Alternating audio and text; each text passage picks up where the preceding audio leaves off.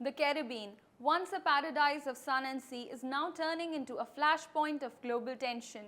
A US-guided missile destroyer, the USS Gravely, docks just miles off Venezuela's coast. Within hours, Caracas claims it has foiled a CIA-funded false flag attack targeting that very ship. But as if that wasn't enough, US B-1B bombers thunder over Venezuelan skies in a menacing show of power. The question the world is now asking, is Washington building a pretext for war against Nicolas Maduro's regime? Welcome back to TFI Global. Let's break it down. On Monday morning, Venezuelan Interior Minister Diosdado Cabello stunned the nation with a fiery announcement. He said security forces had dismantled a CIA-financed cell planning to strike the USS Gravely and framed the attack on Venezuela. 4 suspects were reportedly arrested. Details? Sparse. Proof? None. None has been made public yet, but the timing was no coincidence. The USS Gravely had just arrived in Trinidad and Tobago, barely 100 kilometers from Venezuelan shores. Caracas calls it a deliberate provocation, a spark meant to ignite a war in the Caribbean. And the response from President Nicolas Maduro came fast and furious. He announced the suspension of all gas agreements with Trinidad and Tobago, accusing Prime Minister Kamala Persad Bissessar of turning her island nation into an aircraft carrier of the American empire. For months now, the US military has been expanding its footprint in the region. Until President Donald Trump's renewed anti-narcotics campaign, 7 warships have been deployed across the Caribbean, 1 in the Gulf of Mexico, and the USSR Gerald R. Ford, the world's largest aircraft carrier, is en route. Add to that fighter jets, submarines, and special forces assets. On Monday, the skies themselves joined the chorus.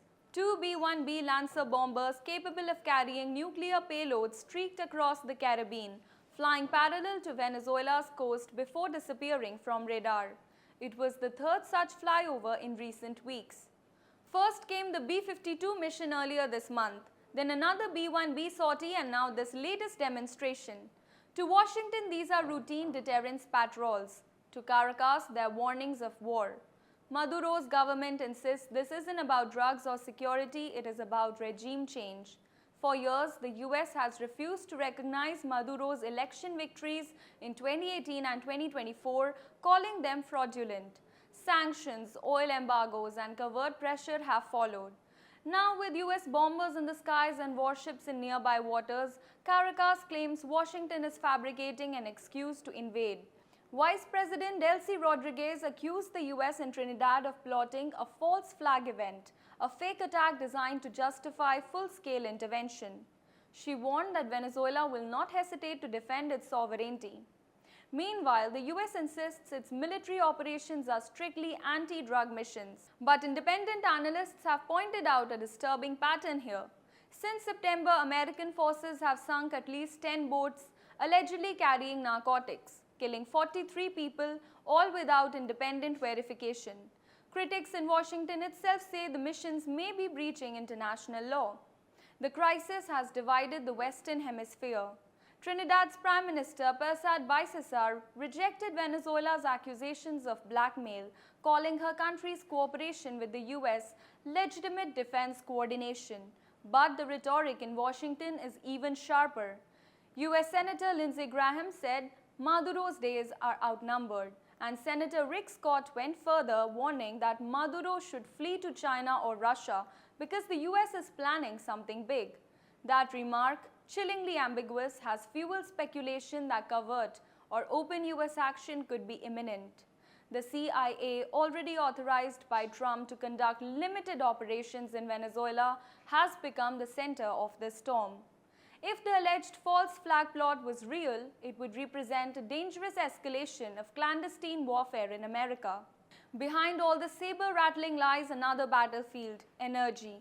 Washington recently cleared Trinidad and Tobago to exploit the Dragon gas field, which lies inside Venezuelan waters, despite US sanctions on Caracas.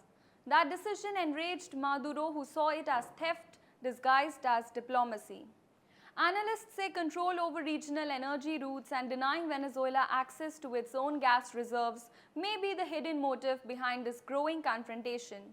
Trump's administration, facing election pressures, is using Venezuela's crisis to project strength abroad and rally domestic support.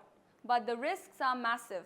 A single miscalculation, one radar blip, one missile launch could ignite a Caribbean war involving not just the US and Venezuela, but potentially Russia, China, and Cuba, all of whom maintain close military or intelligence ties with Caracas. So where does this all lead? Venezuela claims it stopped a CIA false flag while the US insists it's fighting cartels. Trinidad finds itself caught between two giants, its ally America and its neighbor Venezuela. And in the skies above, the bombers keep circling. If history teaches us anything, it's that great powers often stumble into wars they never meant to start. And right now, the Caribbean looks like a powder keg, one false move away from explosion. As the USS gravely floats within sight of Venezuelan shores and US bombers shadow the horizon, the world watches and waits. Because what happens next could decide not just Venezuela's fate, but the balance of power between the entire Western Hemisphere. If you found this deep dive informative, don't forget to like, share and subscribe for more geopolitical development. Thanks for watching.